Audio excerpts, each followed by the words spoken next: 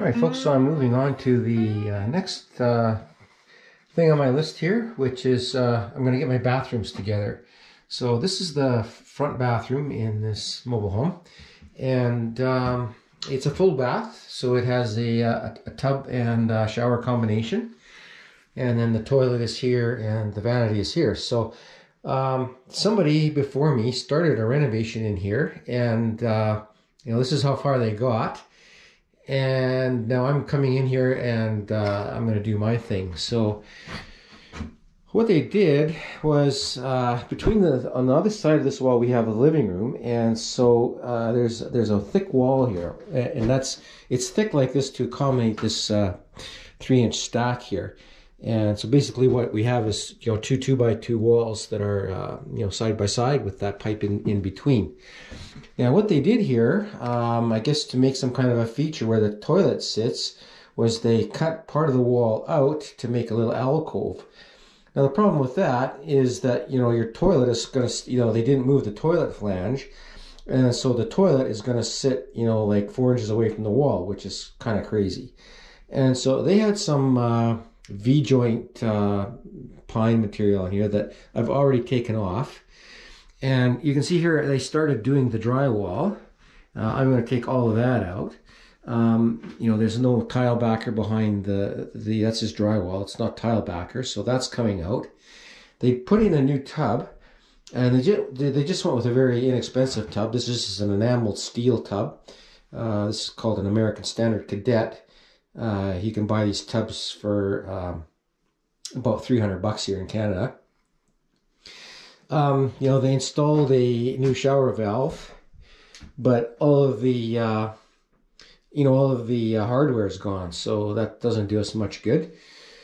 They started to change the PEX, so you can see there's a piece of poly B down there still, so they kind of sort of did a halfway replacement job on that. Here on the toilet supply, it's still poly B, but over here for the sink you can see they run in PEX. So I'm going to take out all of their stuff, all the old stuff, old plumbing, and I'm going to put in my own brand new PEX the way I like to do it. I'm going to get rid of that valve. I'm going to put in a new valve. I'm also going to take the tub out, and the reason I'm taking the tub out is because, it's not a bad tub. I would leave it there, except that whoever was working on this, you can see where they've roughed in a shower. This tub has never had any water in it. This tub was never put into service. So, here's where the spout goes. But somebody, I don't know if you can see it there or not, but right there, somebody dropped a tool in there and chipped it.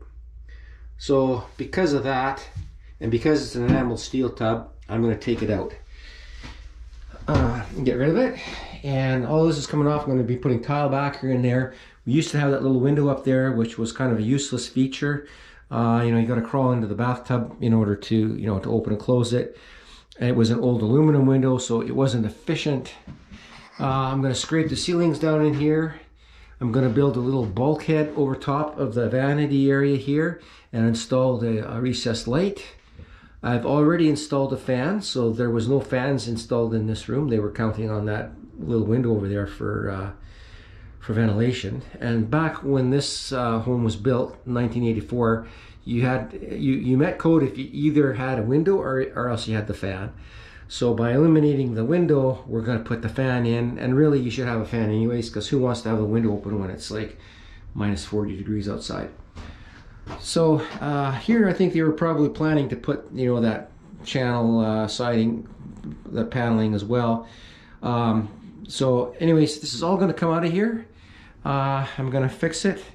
The toilet flange, you can see the toilet flange here is all broken. Okay, so this is a mess here. Okay, so I'm going to put in a new flange. This floor is pretty bad shape, so I think I'm going to be cutting out some of the floor and replacing it. Another thing I'm going to be doing is widening the door so that I have a standard width door will fit in there. Right the way it stands now, it's too narrow, so I'm going to be doing a little bit of framing there. I've already done the electrical alterations in here. So this is the fan switch for the new fan, and then we got rid of the old razor outlet, which was over here, and have installed this GFI outlet. So now we're up to code with that. All right, so and I'll show you the new tub that I'm going to install. So this is the new tub sitting here in the skid, and so this is an acrylic tub, which is a much nicer, warmer tub to sit in. It's a little bit wider than the one that's in there, so it's a much nicer. It's got armrests on it. It's deeper, so it's a nice soaker tub. You know, we have a nice tile flange to bring our tile down. So this is what's going to be going in there. And so I've installed my hot water tank on the other side of this wall, and I've got my new PEX lines coming out of the hot water tank down in the wall, down into the crawl space, and I have them stubbed out to here. Okay, so there you can see the new PEX lines that are going to feed the new bathroom over here. Sorry, the new kitchen sink over here, and then I'm going to be pulling those new pipes all the way through from here up to that bathroom, which is on the other side of the microwave oven there, and connecting you know, the hot and cold up in there. And then once I get this bathroom, the tub installed, I'll have hot water again into the tub here, and then I'll move the toilet from the back bedroom and the ensuite up to here, and then I'll move into the back bedroom, back bathroom, which is back here, and then I'll rebuild that. So this is the bathroom that I'm using now, back here. So that's the old toilet. I'm just using that temporarily. We're going to have all new toilets once we get to that point. But then I'll take this out of service, and then I will be have that bathroom at the front up there set up to use while I'm under construction here. So that's kind of my plan. All right, so I've got all the old drywall. Well, that drywall that was in here, got it all out. Some of that was actually new. Somebody else had just put it in. But I'm just down to the tub, so the tub's going to be the next thing to come out. And so to do that, I have to disconnect that drain. So I have a special tool to go in there and unscrew that, and then once I get that unscrewed, the tub's ready to lift out of there. I've taken out all the old valves and everything, and just you see it's stubbed off there. And so once I get the tub out of here, then I'll bring in all my new plumbing. And I don't know if you can see this here, but down here is a hose bib that I've stubbed in from outside when I put the siding on. And so I'm going to be, that's a new hose bib. So we have water on this side of the home over here, but I'm going to be plumbing that in and connecting that in with the plumbing in here as well.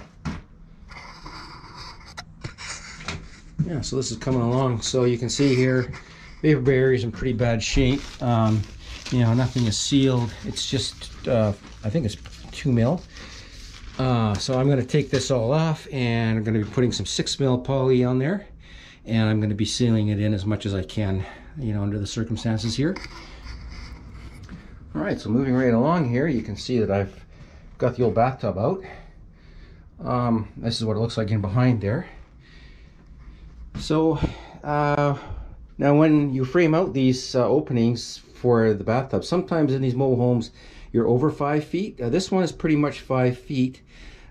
So like sometimes I will run the drywall down on both ends of the tub and then put the tile backer on top of that. Here I don't think I'm gonna have to do that. On the back though, I am going to put a proper 6 mil poly vapor barrier on this wall here now, and I'm going to seal it the best I can with acoustical sealant, and then I'm going to put drywall on top of that just because it's an outside wall. Then I'm going to install my tub up against that, and then I'll be putting my tile backer on top of the drywall and then tile eventually. So this is the plumbing. This is what the plumbing looks like underneath the tub. So we have, this is the old drain here. And actually this is, I say old, but this is, you know, just was recently all done. And this was, it looks like it was professionally done by a you know, a plumber. But I don't think this is going to work for our new tub, because our new tub has a little bit different spacing on the overflow and the drain. But down in there you can see the P-trap, and then it goes back and it connects to that big pipe there, and then drains out to the sewer. Now you can see here underneath we have these, you know, the guy that did this before, you know, transitioned here to PEX, And here we have the old poly B. But just here's an example of like why you want to get rid of this stuff, this old poly B. So here, you know, here we've got a joint, you know, where we did a transition. You know, here we have another joint. It's an old joint. You know, this is from 1984. That's a 40-year-old joint there. Got the same thing on this other side where it's been crimped together. All right, so, you know, we have all of these places. Those are all potential for leak. And then, so what they did was they went down into the floor. Okay, and then you can see where they, you know, went this way towards the sink, and then they would have picked up a takeoff there for the toilet. And this is the old original toilet valve. This is poly B. Okay, this has got the old this type of valve, which is really crappy. So we're gonna get rid of that. And then they went underneath the floor then and come up in the floor of the vanity with the new piping. Now I'm going to be changing this, and so here you can see this better here where that's that hose bib that I roughed in. And so I don't want to be in the floor. I'd rather have my pipes up in the wall. So when I replumb this, I'm going to be taking my pipes through this wall. Okay, they're going to be coming through the wall. They're going to be up in the house, not down in that space down inside there. And there's a couple reasons for that. If you're up in here, it's just better protected from the frost than it is down there. You know, you can see this, I don't know if you can see this, but right down in there, there's a gap. There's no insulation right back in there underneath the floor joist. That's the underbelly, so there's no insulation there. So now before I put this together, you know, I'm going to take these pipes out, these poly B pipes, and I'm going to put some insulation in here to protect the P-trap. All right, so we got to keep the P-trap. This has to be kept warm because there's water sits in this, and that's what keeps the sewer gas from coming back into your house through your tub drain. So yeah, I'm going to fix that up. I also like it up in the wall because excuse me, because when you have this on the floor, you know, this is coming up on the floor. This is the toilet supply. You know, you got to clean around that. It's much nicer to have that coming out of the wall. You get that all up out of off the floor, and you know, it's just off the floor. It just makes it much nicer. And same with the vanity. You know, you don't have the pipes coming up through the floor of your vanity. You have them coming out of the wall. You know, coming out of the wall underneath your sink, and you don't. It kind of cuts down on all that clutter of piping that you have underneath your sink. Now that hose bib I'm going to be bringing back the supply for it. I'm going to be bringing it back, and I'm going to be bringing it out, and then I'm going to connect it into the cold on the sink, and I'm going to put a valve in there. And so I want to have an isolation valve for that hose bib so that you can come to the sink here and shut it off. We're starting to see a crazy thing where people like to run around and turn your hose bibs on, and it's a vandalism thing, and they turn the water on to let it run, and sometimes they'll take a hose and shove it in a window or whatever. So we want to have all of my hose bibs. I have 3 of them on the outside. Got this one here, then one under the kitchen sink, and there's going to be one under the ensuite sink. All of those are going to have isolation valves underneath the vanities or under the sinks, so that you can turn them off, and you can control them if you want them on or off. Also, it's nice to have that as well, that if you need to service those every once in a while, you have to service them, or if you have a problem with it, you know, these are frost-free hose bibs, so they're designed to not freeze. But if you leave your hose on outside and it freezes, it will freeze and it will break this pipe. So then you have to take this out. So then if you have to do that, if you can shut the water off here, you don't have to turn the hot water off in the whole house. You can still keep your house up and running while you repair that. Okay, something else that I've done here is I got rid of all of the old popcorn ceiling. Okay, I've got it scraped down to the drywall, and there's my pile there. That's the old ceiling, all in that pile right there. So that feels good. That feels so good to get that old crap off. All right. So now another thing is this is a main stack. Okay, this is a 3-inch stack, and so now if you look up in there, you can see the gaps. Okay, that goes right up into your attic. So you're losing a lot of warm air into your attic up through that gap. Okay. Also, you can see here where the electrical wires go through the ceiling up there and there. There's one that wasn't used. They punctured a hole there and it wasn't used. Those all go up into your attic. We've got some more over here where they did the same thing. Those go up into the attic. There's one there and one there. So since I have this open, I'm going to want to address that. So I'm going to be filling those all with acoustical sealant, and that's going to stop that warm, moist air from going into the attic, which you don't want warm, moist air going into your attic. That's a problem. That creates condensation and mold up there. And it's not energy efficient. You're sending heated air up through those gaps into the attic. Similarly, down here on the floor here, you can see around this pipe how we have this huge gap here. Okay. Now that is open right down into the crawl space, and I looked down in there and I could see the underbelly, and that's another place for cold air to come into the house. It's also a place for spiders and mice, and this is so big that a rat could get in here. And they figure that out. It's a nice little warm cavity here, and they'll come up in there. They build a nest, and make a little home in there. So we want to try and, eliminate all of those kind of places that we can, while we're at it. Same thing here, where the electrical goes up. The way that's done is because this is a 2x3 wall, when they run the wire up into the attic, they put it through a little piece of steel pipe, and they do that to protect the wire from nails. But you can see the gap there of, it's just a little place for that air to go through. Same thing over here. We got the same situation. So yeah, we're going to fix all that up. But the next thing I'm going to do, I think, is I'm going to prepare this. I'm going to get my vapor barrier on here, get that sealed, get the drywall on that, and then I'm going to do the framing in here. I'm going to get this all straightened out, and maybe the door, and then I'm going to tear up the floor. So yeah, stay tuned, folks. Stick around.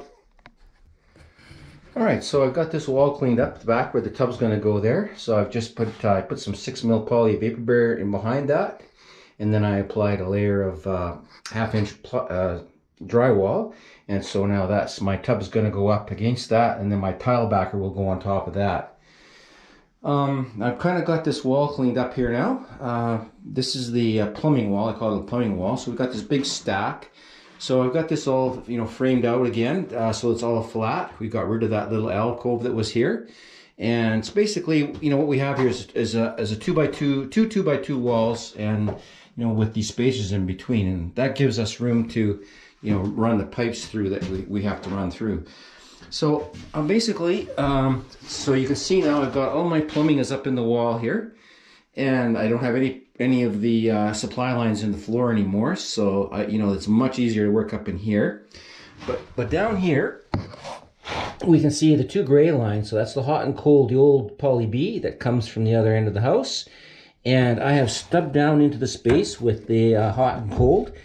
And so now I will be bringing the water into this end of the home, into this room, with 3/4 inch run from the hot water tank for the hot, and then a 3/4, from the water main there to this point here. So it'll be 3/4, and then here we'll transition it to a half, and we'll use a 90-degree 3/4 by half 90 to bring the water up into this room. These lines are going to get removed, the gray ones, so we're not using them anymore. And so then we come up into this area here, and this is our sink. I think it's a little bit dusty in here. So this is our sink location. So we've got this all nicely centered up now. So we have the center of the sink here, and then we have our hot and cold 8 inches apart. And we will eventually be putting valves onto this and going into our sink.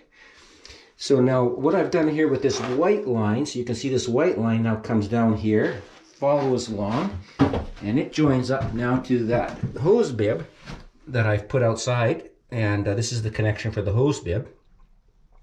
I've also put a clamp on it to sort of give this a little bit of an incline so that the water will run out. When you disconnect the hose, it'll run out of this. And so the way this works, the tap actually shuts off back here instead of outside. And then that way the water drains out of the tap here, and it doesn't freeze because there's no water in there. It drains out. That works as long as you disconnect your hose from the outside. If you leave your hose on and it freezes, then this will freeze and break. And I've had to repair a few of those, if people have done that. But that's how we took care of that. And so the supply for that hose bit is going to come then from here. So once this is all done, I'm going to be connecting, I'll put a T in here and connect this line that goes to that hose bib, and I'll have a valve in here, an isolation valve, so I'll be able to turn that valve off. And then we'll put a tap on here to take water up to the sink. Okay, and then I teed into the line back there. I'm not sure if you can see it, but I've teed into the cold water line, and I've come across here, and I've teed out for my toilet. You can also see I've done the same with the hot. And so now I've got that roughed in over to the tub area. And so now I've got my hot that's going to go up to my my new tap, which will be up here, and the cold. All right, and so I've just roughed that in. The new valve is going to be somewhere around here. I haven't got that in here yet. And then the water will go from here up to the shower head up there. It will also have a tub spout. Okay, so now this floor in here has been wet in here several times. When I took this place over, this floor was very soft right in here. Over time it's dried out and it's sort of stiffened up a bit, but I'm going to replace it. And so I'm going to cut, bleed it out. So I'm going to cut it here. I'm going to cut it down along this joist. You can see the joist right there. So I'm going to cut on this side of the joist, and then I'll put a sister in there to rest the new panel on. And I don't want to cut it down the joist because there's screws and stuff in there, and it's glued, so I want to stay off the joist. So that's why I'm there. Excuse me. I'm going to come underneath the tub, cut it there, and then go along the wall, and then back over there. So that I'm going to get rid of this. This is the bad area here on the toilet. It always is. And I'm not going to mess with the the register outlet. So this is in pretty good shape here, and this is in pretty good shape here. So you know, I'm just going to leave that. I don't need to go right up to the wall. I'm going to have a vanity sitting there, so that's all good. Oh, another thing I've also done here is I've made my door opening to the right width for a 2.4 door, 28-inch door. So all I did was I took this one out of here, and that's going to give me room now to put a full-size door. Now, getting back to this is the layout. So I don't know what was here for a vanity. The vanity was gone by the time I got here. I think it probably was a 27-inch vanity, and 27-inch vanity is pretty tiny. The way the layout was originally, you can see where the toilet is here.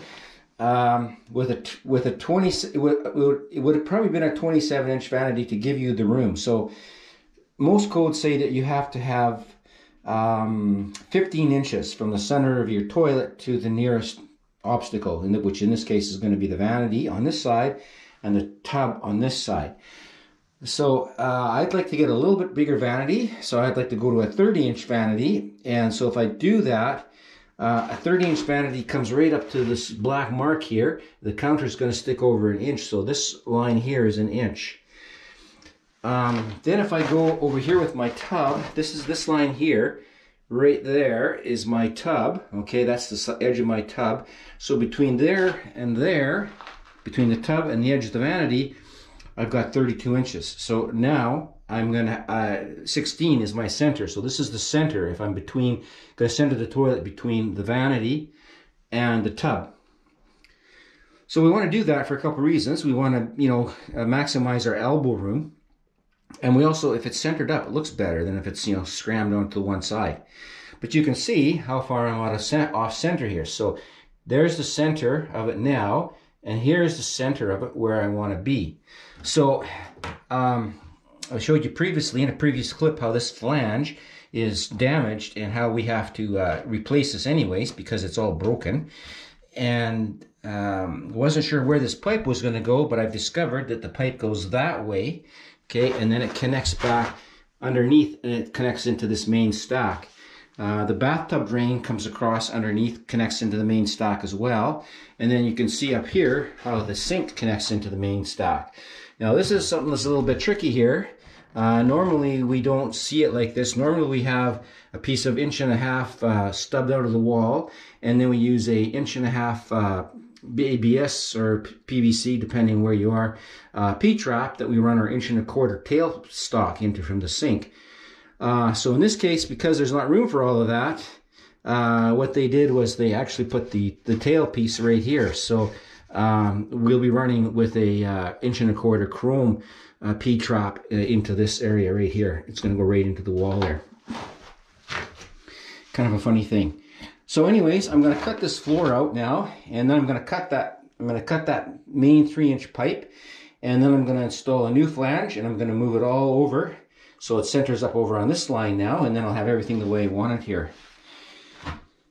So kind of lucked out with that. Now the other thing, another important measurement here is from the center of your flange to the wall, the rough frame wall, you need 13 inches, and that's the amount of space that you need for most toilets. And so, like I said before, you know, with them having that little alcove there, you know, they didn't move the flange, and you can see that would be really hard to do because of that joist right there. So the toilet would have been sitting like way far from the wall. So you know, that's not an ideal situation. Now I just want to show you this. So this is a piece of the poly B that I've taken out from underneath here, and you can see we have plastic fittings, okay, and we have these aluminum clips. So this is probably, in poly B there was 3 generations. I'd say this is probably late first or early second, being in 1984. So there you can see on the pipe, on the specs there, the date is July 27th, 1984 was when this tube was made. There's also some more specs on it, which I'm not seeing here, but this has the plastic fittings, and the plastic fittings are a real problem.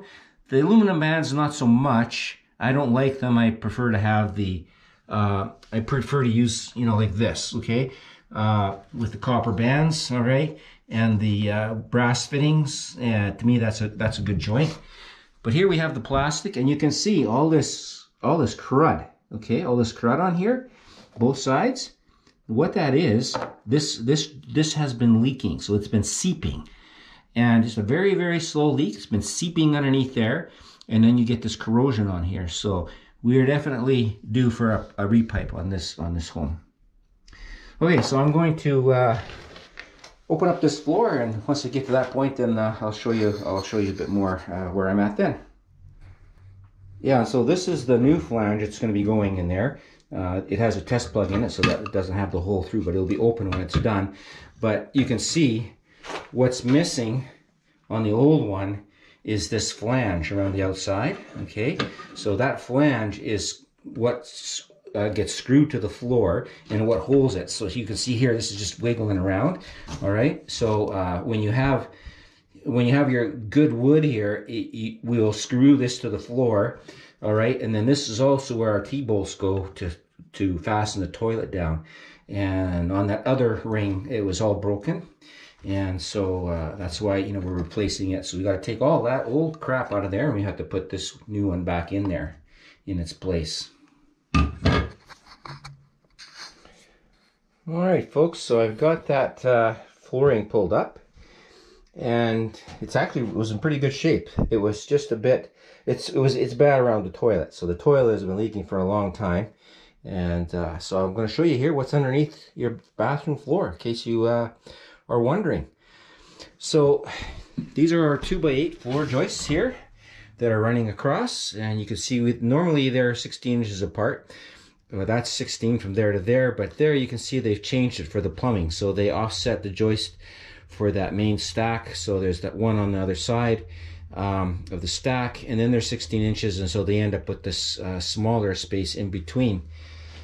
But this is really clean in here. I can't believe it. This is 40 years old, and you know, no sign of mice or rats in here. You know, this is where the rats like to run. They like to run along the side of the heat duct here. You can see there's a space here. So this is your insulation, and so here we have R20 insulation, and underneath the insulation is the belly. It's the belly wrap and then the ground, and so that's what you see. And so the air, you can see the air circulates.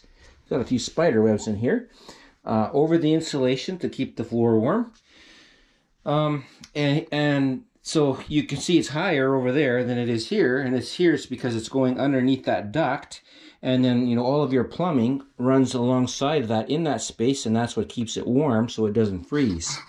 All right, so if we look underneath here, we should see, yeah, there is the steel beam. Right there is the steel beam. Okay, and this is the under wrap, the belly wrap, this black material. All right, and then here you can see the insulation goes down underneath the duct. Okay, so that's how it looks, just like that. So that steel beam runs underneath. You've seen it underneath. It runs the whole entire length on both sides. All right, so you can see here we have this airspace, so the warm air can go up underneath the floor. We don't have it tight. The insulation is not tight to the floor. Okay, you don't want to have it tight to the floor. You want to have so the air can get back in there. And then this ductwork here, you can see this metal box. That is the main ductwork. So that goes back and connects to the furnace, and so that's the main run. So the main run comes underneath the home, right along that steel beam there I just showed you. And then here you can see we have an outlet for the bathroom. So you can see down in there, that's the inside of that. Now where you have outlets on the side, what they do is they'll run a pipe from this out to the side, to the outlet by the side of the wall. And now here you can get a better idea of how the plumbing works. So here you can see the corrosion on the top of this. So this is galvanized metal, but you can see the corrosion there, and that's from water leaking on it. That's water from the toilet. So this flange has been leaking for a long time. So we're going to fix that. And like I said to you, we're going to move it. So what I'm going to be doing is I'm going to be cutting this here, and then I'll put a little length of pipe to push it over to my center mark, which is over there. I want to move it over about 4 or 5 inches. And I'm also going to pull a little away from the wall. We're actually crowding the wall, and I'm glad to see, that we have the room. You can see how it's not straight in there. It's kind of crooked, so I'm going to be also pulling it this way. So this is actually really nice, to be able to do this now. And you can get a better look there of the Poly B. Runs underneath the joists along this chaseway, all right, where the heat is, stays nice and warm. And we're going to be putting our new pipes following right along beside them. Okay, so there you see. Now you can also see underneath here, I'll try and get the camera in there for you, but this is the drain for the bathtub. Okay, and I've discovered something with this. And so that pipe runs along underneath, and it connects to the bathtub. Oh, yeah, be careful where I'm stepping here. So that connects to the bathtub over here. All right, now, I don't know if you can see this, but this drain was really slow in this bathtub, the old bathtub, and it was really slow. And actually, when I came here, it was plugged up, and it was a big job to get it unplugged. But what is happening here is your drain pipes are supposed to slope. They're supposed to drop 1/4 of an inch for every foot. Okay, so every foot you move, you go this way, you're supposed to drop it a foot. And that pipe is actually pretty much level, or actually, it's actually running the wrong way. And so that would contribute to, water not flowing and stuff getting stuck in there and a slow drain. So when I put this back together, I'm going to be lifting this pipe up as much as I can here. There's a screw underneath there that I'm going to have to deal with, but this is going to get pulled up so that I get some slope on that drain there. Probably when the new tub was put in, that last tub, the one that I took out, that tub was never used. Whoever hooked that drain up cut the pipe from the old bathtub, and they just let it drop in there, and they weren't conscious about getting that lift up, back up, so there was grate on it. So that you can see that that's a problem, and we're going to be fixing that. All right, and I'm not going to pull your leg, folks. This is not a job for the faint of heart. This is a pretty big job. It's really tough getting this material up. You can see, you know, it's glued. We've got nails. You can see there's a nail. They screwed it, nailed it, glued it. Yeah, it doesn't come up easy. And you know, now I've got to do some cleanup here as well before I put the new stuff down. I got to get it cleaned up, get all the old nails and stuff out, and get all of this this kind of stuff, you know, cleaned off. All right, I'm gonna keep working at it here. All right, so my repairs have all been made underneath here.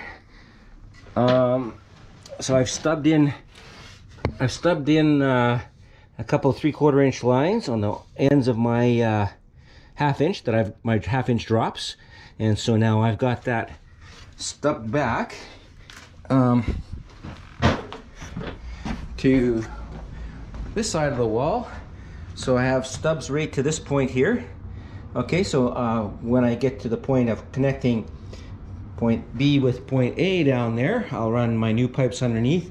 I'll cut a hole in here, and the ends of those 3/4 inch pipes are right there. So that's ready to go. When I put my floor back in here, I won't have to get into there anymore. I've corrected this little problem that I had over here with this drain. So I've lifted it up. I've put a block underneath there to support it. So now it's not going to fall down anymore. And I've installed my new flange. Okay, so this is how this has come together. So it's just basically the same setup as the last one. It's just it just lengthened it. And here's my new flange. And this is a little bit different. So these flanges, this one is an adjustable one. So these flanges are usually installed after your subfloor is installed. The way it goes usually is you install your subfloor, and then you drill a hole in your subfloor plywood, and then you pop this down through, you screw it to the floor, and then you work from underneath and do your fit your pipes. But in this case, because we have a repair, I can't get underneath. You can see underneath I've got this big duct here, and then right beside it here I've got a steel beam underneath there, so I have to do this from the top. Now I want the flange sitting on top of my subfloor, so what I did was I just temporarily put these pieces of 5/8. I'm putting 5/8 on top of this now. So I set it so that I'm 13 inches from the framing to the center of my pipe here, and I just screwed these down so that when I put this all together, when you put 3 inch together, it gets a little bit tricky. There's a lot going on, and sometimes you need like 5 hands, and I only have 2. So I put these in here, screwed them here just temporarily, and then I also ran a center mark this way, so that I could, when I put it together, I just lined up this and this, so that gives me my center this way, and then I've got the blocks are holding my 13 inches this way. So now I need to have subfloor underneath this flange to support the flange, and then the flange is going to get screwed down to the subfloor. So it's a bit tricky now, because now it's like I've done this inside out, right?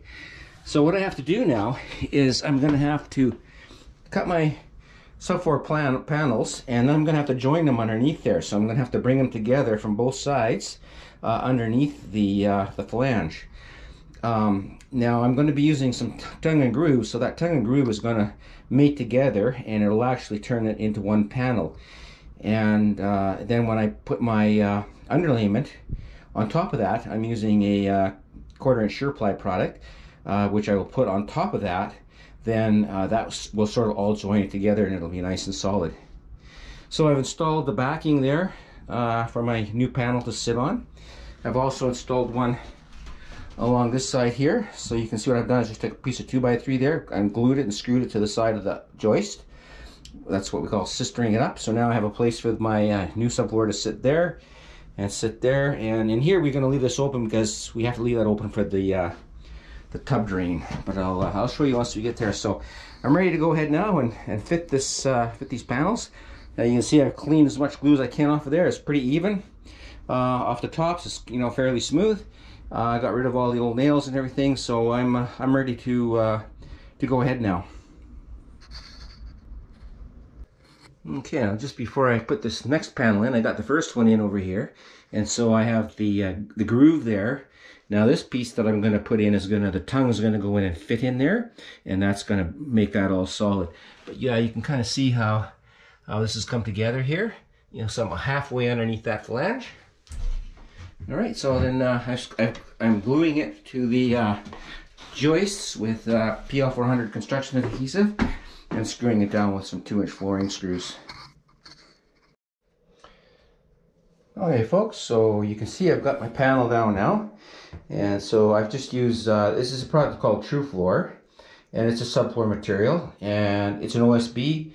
Some people complain about OSB. I don't have a problem with it, especially here since this is not going to be exposed to weather. This is actually, you can put this down and like when you're framing a house and you know, expose it to rain and everything, it holds up just fine. So now that I've got this all repaired, you can see my toilet flange over there. Now I've got a nice solid place to screw my flange down, and for the flange to sit, no more wiggly wobbly toilets. That's all been repaired. So now I'm going to put my underlayment down, and the product I'm using that I like to use is this product called SurePly. So it's a product from Patriot Timber, and it's a 1/4 inch plywood, and so I'm going to put that down now to on top of all of that, and that's my next step. So stick around. Okay, so I've installed my underlayment over top of the subfloor. So this is a 1/4 inch on top of the 5/8. So my floor now is 7/8 of an inch thick. And you can just see how this is, you know, cleaned everything up nice. Let's just do a little recap on what we've got going here in our little renovation here so far. So, you know, we took out somebody else has started a renovation in this bathroom and abandoned it, and so we've picked up from there, and we've basically taken all of their work apart and doing our own thing here.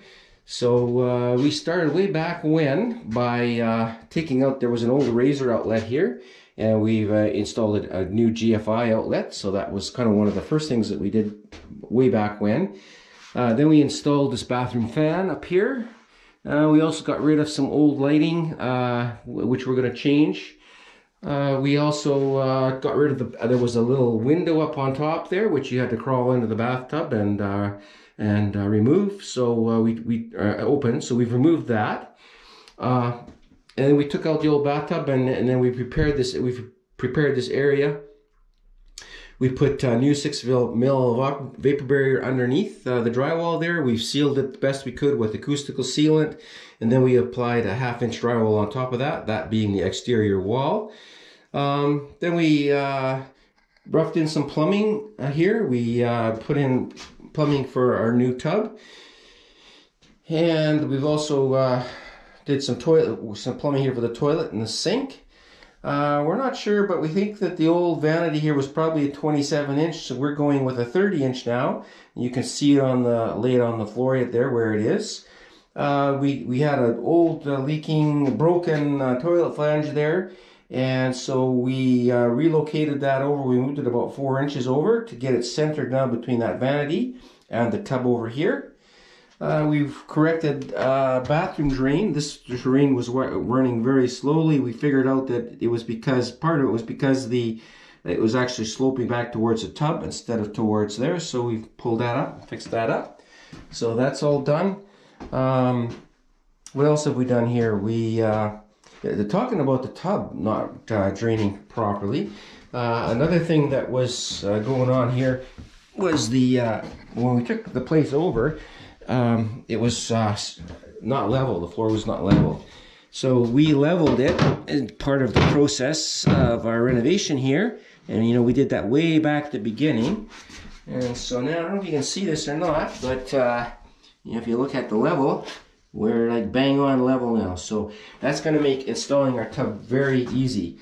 So now our alcove is ready there. We're ready to slide our tub in now.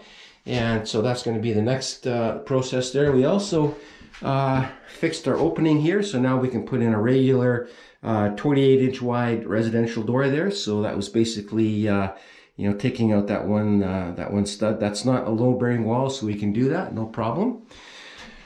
So I think I'm going to call this video a wrap, folks. I don't want to get these videos too long.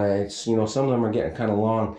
And let me know in the comments, you know, do you like those long, hour-long videos, or do you prefer to have them a little bit shorter? But yeah, so we're going to wrap this one up. In the next video, we're going to be installing the tub and the tap set.